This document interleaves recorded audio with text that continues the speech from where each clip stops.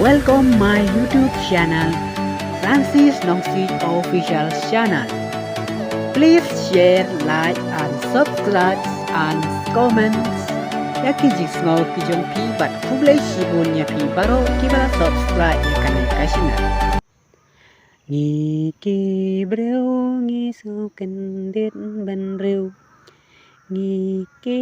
breu ngi ngau langa. Balay kom ne la jaya iway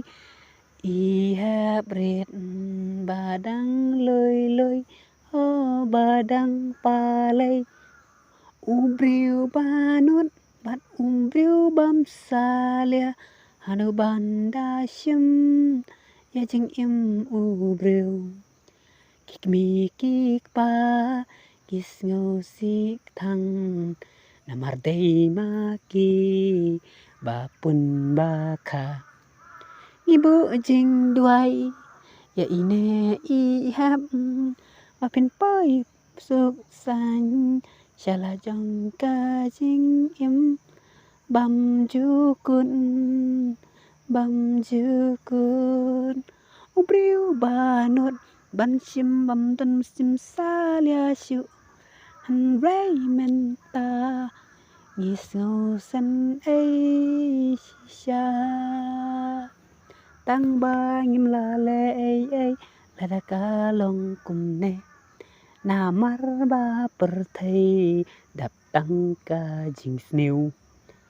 to ngin bu jing duai ya pi kik mi kik pa ba pin hun be ya ka jing snow jing yo